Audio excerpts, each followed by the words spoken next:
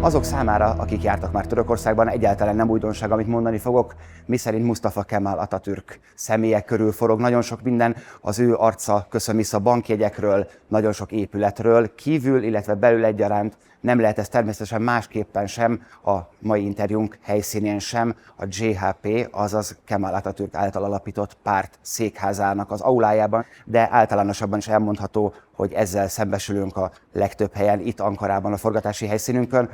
Talán ami a leginkább érzékennyé teszi a mai forgatásunkat, hogy kora reggel érkezett a hír a nemzetközi sajtón keresztül a pártnak is, illetve a közvéleménynek, hogy Isztambul egyik történelmi kerületének polgármesterét és annak 43 munkatársát, összesen 44 embert tartóztattak le, különböző feltételezhetően koholt vádakkal. Ezután készül majd az interjú a JHP elnökével. Elnök úr, hogyan látja most a török ellenzék helyzetét? Ennek a kérdések az egyik oka, hogy a felmérések alapján nagyon jól állnak, de akár ha mai híreket nézzük, akkor pedig a mindennapok egyre nehezebbek önöknek. Cumhuriyet Halk Partisi Türkiye'nin birinci partisi. Gazi Mustafa Kemal Atatürk tarafından kurulmuş bir parti ve 100 yılı aşkın bir tarihi var. Cumhuriyet Halk Partisi Türkiye'ye çok partili rejimi getiren ve çok partili rejimi getirdikten sonra da yaklaşık 5 yıl sonra, 4 yıl sonra iktidarı bir seçimde kaybederek muhalefete teslim eden, yani seçimle iktidarın el değişmesini ilk kez sağlayan parti aynı zamanda. Ve 1977 yılından beri de uzunca bir süredir, 47 yıldır, 48 yıldır birinci parti olamıyor. Ve bugün Türkiye'de iktidarda olan Sayın Erdoğan'ın Adalet ve Kalkınma Partisi'ni kurulduğu günden beri 23 yıldır hiç yenememiştik. Hep onlar birinci, biz ikinci oluyorduk. 5 Kasım 2023 tarihinde partimizde bir kurultay gerçekleştirdik ve ben genç bir ekiple, çok sayıda kadının ve gencin bulunduğu bir ekiple partinin yönetimine geldiğimiz kurultayda söz vermiştik. Girdiğimiz yerel genel bütün seçimlerden birinci parti olarak çıkacağız. Hatta aksi takdirde iktidarı bırakacağımızı, partimizi yönetmeyi bırakacağımızı söyleyerek iddialı bir şekilde yola çıkmıştık. O kurultaydan yaklaşık 6 ay sonra yapılan ilk yerel seçimlerde %38 oyla, yani 10 ay önce oyumuz %25'ti. %38 oya çıktı partimiz ve Türkiye'deki belediyelerin %65'ini kazandık. Bu bizim 47 yıl sonra ilk zaferimiz. Adalet ve Kalkınma Partisi'nin de siyasi hayatı boyunca ilk mağlubiyetiydi. 23 yıl boyunca. Tabii bu Türkiye'de ve dünyada çok ses getirdi. Cumhuriyet Halk Partisi şimdi şu anda dünyada en çok belediyesi olan Sosyal Demokrat Parti. Avrupa'nın en yüksek oy oranına sahip Sosyal Demokrat Partisi. Ve sonrasında da yapılan bütün anketlerde bu pozisyonumuzu koruyoruz. Hatta ilk başta insanlar yerel seçimlerde olduğu için kendi partileri kazanamayacağı için ikinci parti olan CHP'ye oy verdiler, orada mı birleştiler diye soru işaretleri vardı ve bu kalıcı mı değil mi diye. Ama son yapılan anketlerde de son 3 aydır da yine Adalet ve Kalkınma Partisi'nin önünde devam ediyoruz. Tabii bir yandan da sizin de takip ettiğiniz gibi 31 Mart tarihinden itibaren 19 Mart tarihinden itibaren partimiz 5-6 aydır büyük bir kuşatma altında. Erdoğan'ın talimatla İstanbul'a gönderdiği başsavcı, çünkü aslında Türkiye'de hakimler, savcılar siyasete girdikten sonra görev yerlerine dönemezler. Bu başsavcı orada hakimdi. Sonra Erdoğan'ın istediği gibi çok sayıda karar aldığı için ödüllendirilip bakan yardımcısı olmuştu. Artık siyasete girmişti. Ama tekrar İstanbul Cumhuriyet Başsavcısı olarak görevlendirdi ve tek amacı Ekrem İmamoğlu'nu seçime giremez hale getirmek ve Cumhuriyet Halk Partisi'ni paralize etmek, Cumhuriyet Halk Partisi'ni siyaseten felç etmek, hem hizmet edemez hale getirmek hem de vatandaşın gözünde yolsuzluklarla ilişkilendirmek. Ama toplum buna inanmış değil. Bugün bu röportajı yaptığımız gün yeni bir dalga oldu ve Türkiye'nin en eski belediyesi, Beyoğlu Belediyesi, İstanbul'un ve Türkiye'nin en eski belediyesidir. Orayı da kazanmıştık yıllar sonra. O belediyeye de bir operasyon yaptılar. Ama Türkiye'de bütün anketlerde insanlar bu operasyonların hukuki değil siyasi operasyonlar olduğunu ve Erdoğan'ın talimatıyla ve Erdoğan'ın lehine sonuçlar doğurmak için yapılan operasyonlar olduğunu biliyorlar. Biz de mücadelemize devam ediyoruz. Hatta bu operasyonlar başladığında ilk 7 gün İstanbul'da Saraçhane'de miting yapmıştık. Ardından da hafta sonu bir ilde, her çarşamba da İstanbul'da bir büyük ilçede protesto mitingleri yapıyoruz. Bu akşam 46. protesto mitingi, ki bunlar şehirlerinin son 50 yılda gördükleri en büyük mitingler olarak gerçekleşiyor. Ve bu miting 46. miting ve Kırşehir'de gerçekleşecek. Yine çok büyük bir katılım bekliyoruz. Büyük şehirlerde milyonluk, küçük şehirlerde de yüz binlerce kişinin katıldığı muhteşem protesto mitingleri yapıyoruz. Onlar saldırmaya, biz de direnmeye devam ediyoruz. Azzal tisztában vagyok, hogy mik a mai események, és ez nagyon fontos, de Isztambul polgármesterének a helyzete az továbbra is változatlan. Ha jól tudom, tegnap előtt találkoztak. Milyen újdonságok vannak, milyen fejlemények vannak az ő státuszát illetően, hiszen az volt a közkeletű vélekedés, hogy belőle lehet majd Erdoğan kihívója. Erdoğan onu yenebilecek adayın Ekrem İmamoğlu olduğunu biliyor. Biz Ekrem İmamoğlu'yla siyaset arkadaşıyız, yol arkadaşıyız. Ama partimiz Cumhurbaşkanı adayı belirlerken bunu 2 milyona varan üyesine sormayı tercih etti. Ve 2 milyon üyemizin önüne sandık koyduk. Ve Cumhurbaşkanı adayını belirleyecektik. Bundan 4 gün önce Ekrem İmamoğlu'nu 4 günlüğüne gözaltına aldılar. Ve onun gözaltının son günü, yani sandığın korulacağı güne onu hakim karşısına çıkardılar. Biz seçimi iptal etmemizi istediler. Etmedik. Ama şöyle bir şey yaptık. Sandığın yanına bir de dayanışma sandığı koyduk ve CHP'nin 2 milyon üyesi var.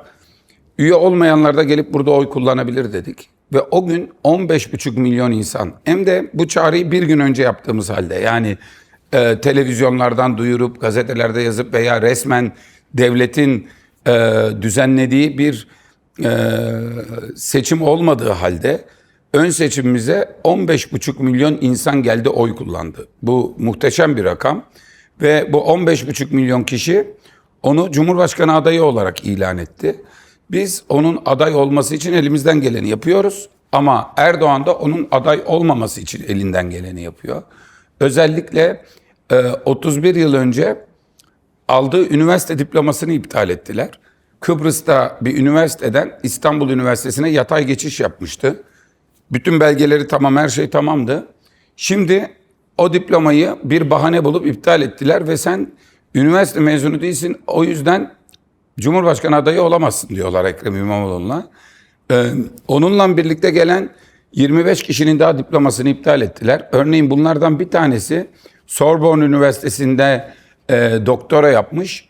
Türkiye'nin en önemli işletme fakültelerinden bir tanesinin dekanı yıllardır ve o profesörü, bu profesör dekanı lise mezunu haline getirdiler. Sırf Ekrem İmamoğlu ile birlikte diplomasını yatay geçiş yaptığı için. Bunun yanında da sayısız dava açtılar ve onu siyasetten uzak tutmak, hem hapiste tutmak hem de siyasi yasak getirmek istiyorlar. Biz buna büyük bir mücadeleyle direniyoruz. Ama Erdoğan ve onun yönetimindeki yargı Ekrem İmamoğlu'nu aday yapmamakta oldukça kararlı görünüyor.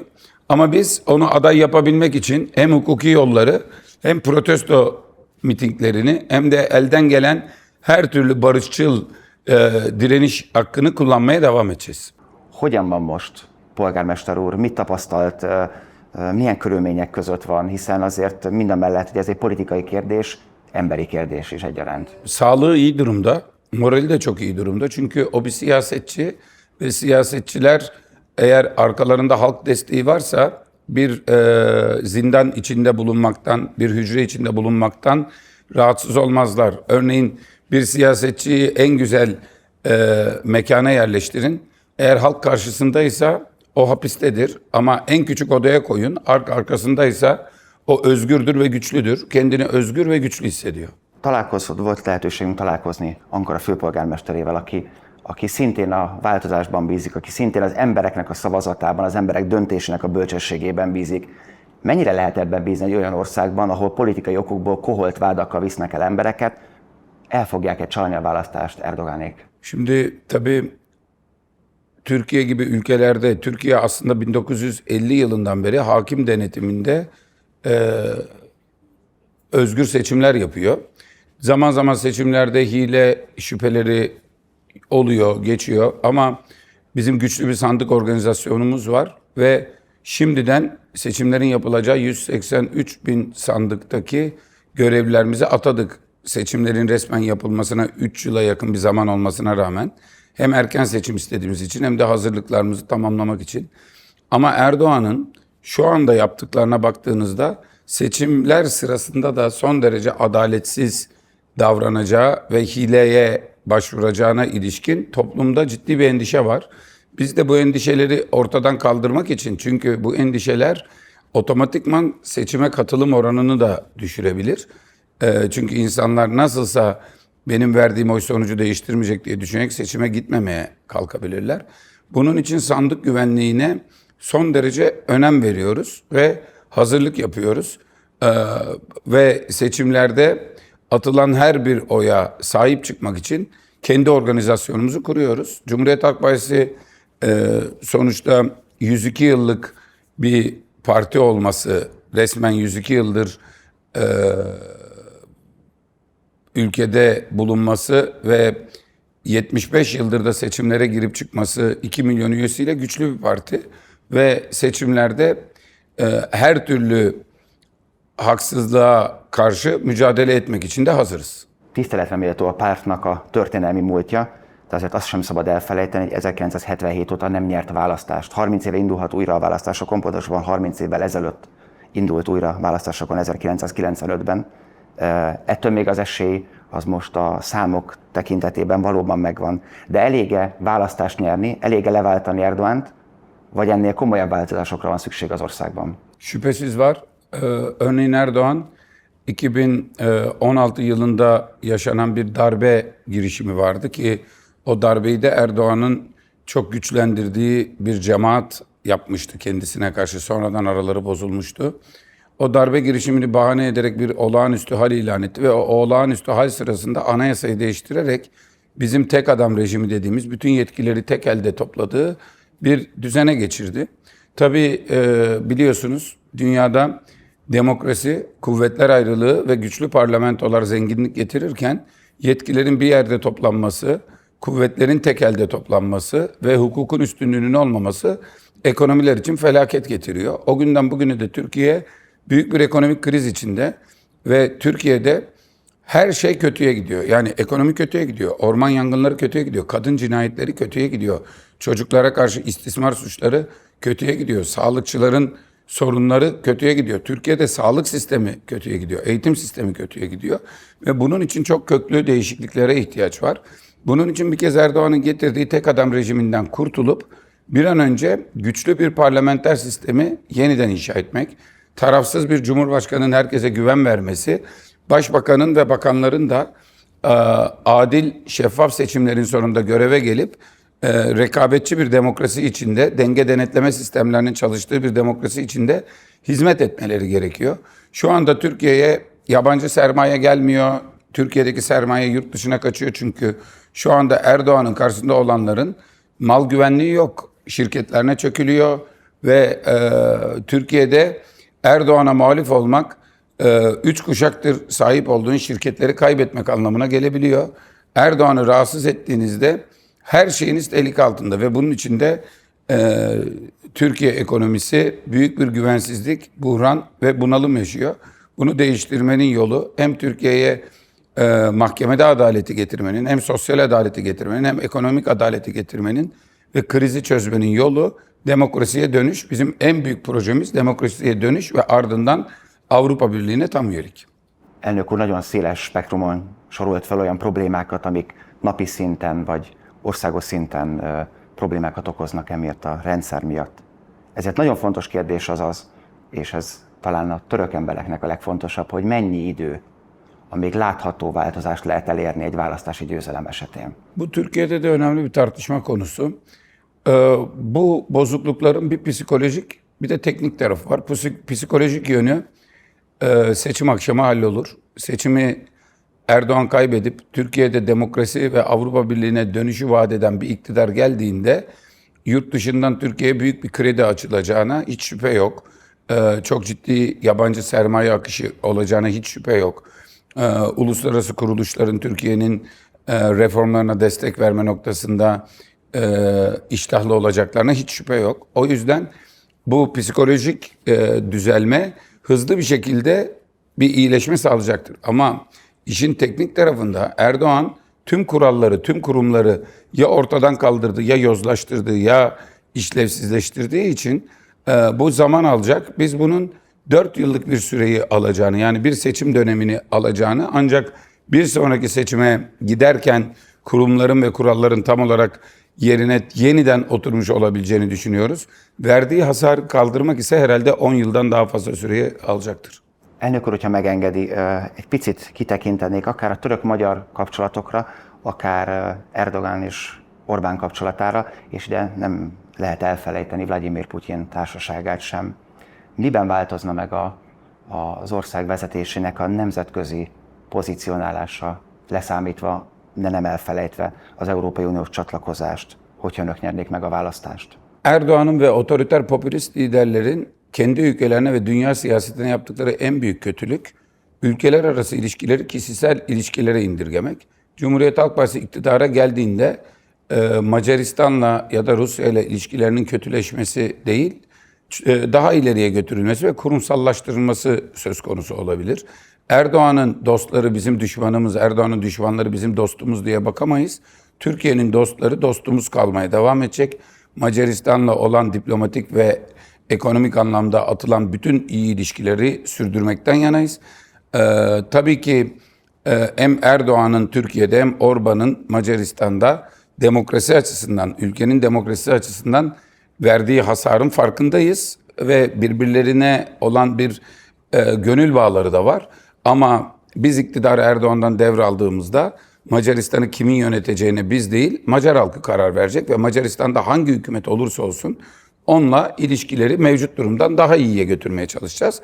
Bugünden farklı ilişkiler kişisellik noktasında değil, kurumsallık noktasında daha güçlü olacak. Magyarország egy kicsi ország Törökországhoz képest mindenféleképpen, de nálunk előbb van lehetőség a változásra, előbb válthatja le a magyar választópolgárok tömege, vagy a magyar választópolgárok többsége a jelenleg kormányzó Orbán Viktort. Tudnak ebből tanulni esetleg valamit? Van-e késztetés arra, hogy a hasonlóságok miatt esetleg odafigyelnek-e majd a jövő évi magyar választásokra? Şimdi biz Macaristan'ın iç işlerine karışmayı istemeyiz. Ancak ben Peter'ın Macaristan'da gördüğü desteği ve yükselişini dikkatle takip ediyorum. Hem partisinin ismini oluşturan kavramlar son derece kıymetli, hem de Macaristan'da vaat ettikleri kıymetli. Eğer Macaristan'da seçimleri kazanmayı başarırsa, yani muhalefet Macaristan'daki bir işte Türkiye'deki Erdoğan'a çok benzeyen uygulamaları olan bir lideri seçimde değiştirmeye çalışırsa, bu Türkiye ve benzer ülkelerdeki bütün muhalefet partileri için de ilham verici olur. Segítsen egy olyan embernek, aki nem él Törökországban. Hogy érzi egy átlag török ember, hogy mekkora a baj az országban? Hiszen beszélt arról, hogy mit szeretnének megváltoztatni, akár az egészségügyben, akár az oktatásban, akár a tűzoltási tevékenységben, hogy csak egy aktuális példát említsünk. De mégis a mindennapokban hol érezhető az elmúlt 20 évnek a károkozása, ami Erdoğanhoz köthető? Özgürlükleri çok kısıtlandı. Bugün üniversite öğrencileri, örneğin bugün Cuma, akşamleyin Eskişehir'de bir festival olmasını bekliyorken bir anda festivallerin iptal edildiğini, çünkü gelen grubun muhalif sanatçılar olduğunu, bunun için onun iptal edildiğini öğrenebilir. Ya da bir başka yerde yazlık bir bölgedeki bir festival komple iptal edilebilir. Bunun yanında sosyal medya başta olmak üzere her türlü paylaşım üzerinde iktidara yakın gözler bakıyor ve en ufak muhalif çıkışa karşı çok sert hem sosyal medya tepkileri örgütlüyorlar hem de en ufak bir açık bulunduğunda bu hapis cezasıyla sonuçlanabiliyor. Gazeteciler düşüncelerini açıkladıkları için hapse atılıyorlar. Akademisyenler sadece sosyal medyadan yaptıkları paylaşımlardan dolayı hapse atılabiliyorlar. Özgürlükler konusunda berbat durumdayız. Şu anda Türkiye'de örneğin geçen dönem bir siyasi partinin, DEM Parti'nin seçtirdiği 54 belediye başkanından 49'u hapse atıldı ve yerine Erdoğan kayyum atamıştı. Şu anda Cumhuriyet Halk Partisi'nin 20'ye yakın belediye başkanı hapse atılmış durumda. 3 belediye başkanına kayyum atanmış durumda. Yine DEM Parti'nin 10'dan fazla belediye başkanına kayyum atanmış durumda. Özgürlükler, seçme seçilme hakkı bunlar ciddi şekilde ihlal ediliyor. Ama 23 yılda en çok insanlar ekonomik olarak kaybettiler. Biraz önce de kısaca değindiğim gibi demokrasinin olmadığı, kuvvetler ayrılığının olmadığı, adil, şeffaf bir yönetimin olmadığı noktada ekonomi kötüye gidiyor ve Türkiye'de şöyle basit örnek vereyim. Türkiye'de insanlar gelirlerini enflasyon olduğu için karşılaştırmak için altın üzerinden hesap yaparlar. Erdoğan geldiğinde en düşük emekli maaşı 8 tane çeyrek altın alıyordu. Yani veya büyük altın olarak söylersek 2 tane büyük altın alıyordu. 2 altın alıyordu. Şu anda en düşük emekli maaşı yarım altın alabilecek durumda. Yani 8 çeyrek altından 2 çeyrek altına veya 2 tam altından yarım altına, 4 altın üzerinden 1/4 duruma gelmiş durumda emekli maaşı. Yine asgari ücret 7 çeyrek altın alırken şu anda 3 çeyrek altın alır duruma geldi. Yani emekçiler yarı yarıya kaybettiler, daha fazlasını kaybettiler. Devlet memurları daha beter durumdalar ve Erdoğan'ın 23 yıllık iktidarı en çok yoksulları ve orta gelirlileri vurdu. Kendisi yeni bir zengin tabakası yarattı ve onları daha da zenginleştirmeye devam ediyor. Ama normal vatandaş çok şey kaybetti. En çok da ekonomide kaybetti, gelirinden kaybetti. En görülür geriye gidiş ekonomide ve insan haklarında ve özgürlüklerde. Mi a helyzet a korrupcióval, elnök úr? Ez nem csak Magyarországon sláger téma, vagy jelent hatalmas problémát, hanem Törökországban, az ön hazájában is. Természetesen minden párt azt ígéri, hogy ha hatalomra kerül, akkor megszünteti a korrupciót, de van valami olyan gyakorlati elképzelésük, hiszen a jogszabályi környezet most is meg lenne arra, hogy tisztán működjenek a folyamatok. Aslında bu konuda Greco kriterleri bütün ülkeler için son derece yol gösterici kriterler. Biz bundan 9 sene önce Türkiye'nin Avrupa'da vizesiz dolaşım hakkı, serbest dolaşım hakkı için gerekli bazı kanunlar yapılırken hükümete bu konuda destek vermek istedik ve 63 kanundan 58 tane kanun, çeşitli basit kanunlar kolay kolay geçti. İş ne zaman siyasi ahlak yasası ve siyasetin finansmanı ve şeffafça denetlenmesi noktasına geldiğinde Erdoğan ayak diredi ve bunu kabul etmedi. Biz o günden beri siyasi etik yasasını, yani siyasi partilerin hesaplarının şeffaf olarak tutulması, siyasetçilerin kendi hesaplarının şeffaf olarak tutulması, siyasetçilerin başkalarıyla kurabileceği ticari ilişkiler ya da akçeli ilişkiler konusundaki şeffaflıklar ve buna karşı alınacak tedbirlerle ilgili büyük bir paket hazırladık. Bu paket mecliste duruyor ve her sene oylatıyoruz. AK Parti reddediyor bunu. Bizim hükümet programımızda ve parti programımızda da atıf yaptığımız şekliyle iktidara geldikten kısa bir süre sonra hızlı bir şekilde Greco kriterlerini de esas alan bu siyasi ahlak yasası, siyasi etik yasasını hayata geçirmeyi ve yolsuzlukların önünü bu anlamda kesmeyi düşünüyoruz. Tabii bunun sadece siyaset ayağı yok. Şirketler açısından ve kamu görevlileri açısından da önemli bir ayağı var. Bunun içinde yargıda bir partiye aidiyeti değil ama mesleğinde çok iyi olan, güçlü yetkilerle donatılmış savcıların ve yargıçların önemli bir süre bir temizlik yapması, bir temiz eller operasyonu yapması gerekiyor. Elnök úr, a magyar társadalom és a magyar emberek, a magyar választók egy jelentős része félig meddig aggodalommal, érdeklődéssel és figyelemmel kíséri, hogy mi történik Törökországban. Bízom abban őszintén magyar emberként, hogy nem fogunk eljutni hasonló szintekre az államhatalomnak a hatalomgyakorlásában, mint ami Törökországban megtapasztalható, de hogyha röviden üzenhetne akár a magyar embereknek, vagy a magyar ellenzéknek, amelyek éppen hasonló úton járnak, mint önök, és egy autoriter hatalmat akarnak leváltani, akkor mi volna az üzenete a magyaroknak? Sonuçta biz demokrasi fikrine sahip insanlarız. Demokrasi herkesin eşit şartlarda yaşadığı, eşit haklardan yararlandığı, eşit şartlarda siyaset yaptığı, yarıştığı, kimin kazanırsa onun ülkeyi yönettiği bir yönetim biçimi. Türkiye'de de Macaristan'da da muhalefetin talebi demokrasi, baskının olmaması, kurumların muhalefet üzerinde ve vatandaş üzerinde adil ve eşit şekilde davranmaları. Bunun tesis edilmesini gerekir. Macaristan'da da Türkiye'de de birbirine benzeyen, geldikleri güne göre ülkelerinde özgürlükleri daha fazla kısıtlamış, güçlerini mutlaklaştırmış, yetkileri elde toplamış ve çıkardığı bazı kanunlarla hem basını hem muhalefeti baskılamış birer yönetim var. Burada önemli olan Macar halkının kendisini kimin yöneteceğine özgürce karar verebilmesi. Bunun için de önemli bir mücadele vermek gerekiyor. Biz Türkiye'de bir büyük mücadele veriyoruz.